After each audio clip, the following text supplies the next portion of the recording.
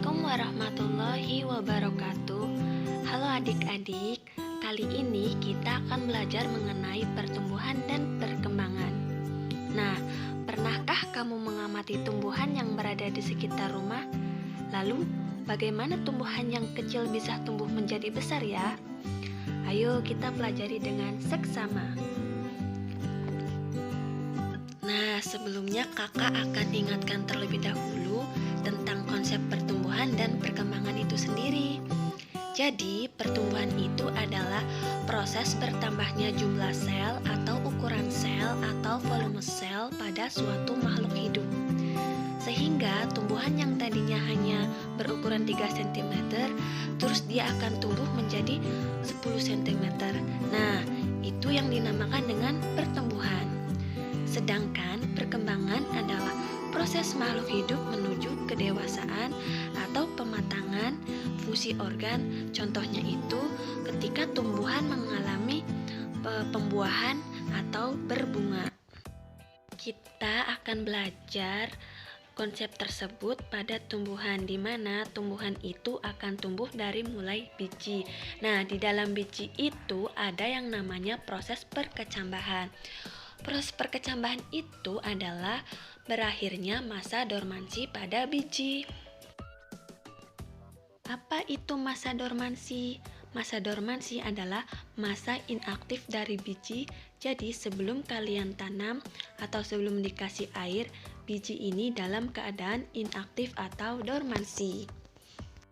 Pada biji ini nantinya akan mengalami proses imbibisi. Proses imbibisi adalah masuknya air ke dalam biji. Air akan membuat hormon gibrelin itu menjadi aktif. Gibrelin itu adalah hormon yang ada di tumbuhan. Hormon gibrelin akan mengaktifkan enzim hidrolisis seperti protase, lipase, dan amilase. Setelah aktif, hormon-hormon tersebut akan memecah cadangan makanan yang ada di dalam biji dan membentuk energi. Nah, energi inilah yang akan membuat biji menjadi kecambah. Berdasarkan tipenya, perkecambahan ini dibagi menjadi 2 tipe. Nah, yang pertama itu ada epigeal. Pada epigeal ini, kotiledon berada di atas tanah. Terus yang kedua itu ada perkecambahan secara hipogeal. Nah, perkecambahan ini di mana kotiledonnya itu tertinggal di dalam tanah. Contohnya itu pada biji jagung, padi, dan kacang kapri. Selanjutnya itu yaitu proses pertumbuhan. Proses pertumbuhan ini dibagi menjadi 2, yaitu ada pertumbuhan secara primer dan ada pertumbuhan secara sekunder. Pertumbuhan primer yaitu pertumbuhan batang dan akar menjadi bertambah panjang dan tinggi. Pertumbuhan primer ini disebabkan oleh aktivitas meristem apikal. Meristem apikal itu adalah jaringan meristem yang selalu membelah dan letaknya itu di ujung akar dan ujung batang, sehingga pertumbuhan primer ini terjadi di bagian ujung.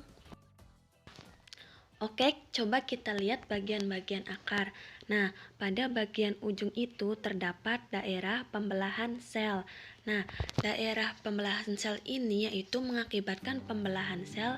Jadi, sel-sel yang ada di daerah itu selalu membelah. Kemudian selanjutnya itu ada zona pemanjangan atau elongasi. Nah, sel-sel ini akan bertambah panjang.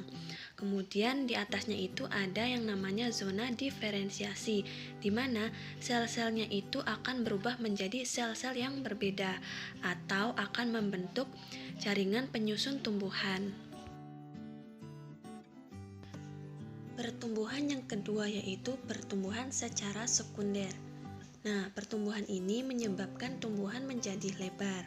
Akar dan batang akan menjadi besar dikarenakan karena adanya aktivitas kambium.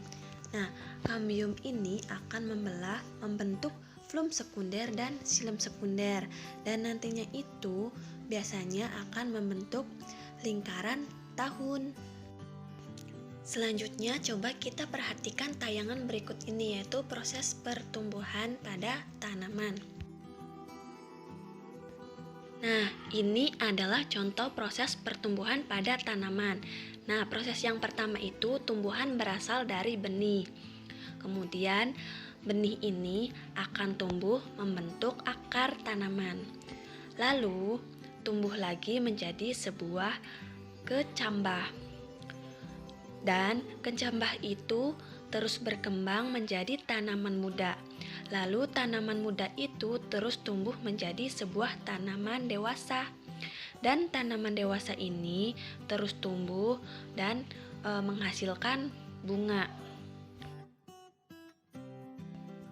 Setelah melakukan proses pertumbuhan, tumbuhan akan mengalami perkembangan. Nah, perkembangan itu adalah proses menuju kedewasaan. Pada jaringan meristematik akan berdiferensiasi membentuk organ akar, batang, dan daun. Tumbuhan dikatakan dewasa jika telah siap melakukan fertilisasi atau pembuahan.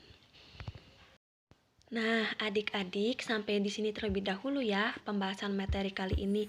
Sampai jumpa di pembahasan materi berikutnya. Dadah.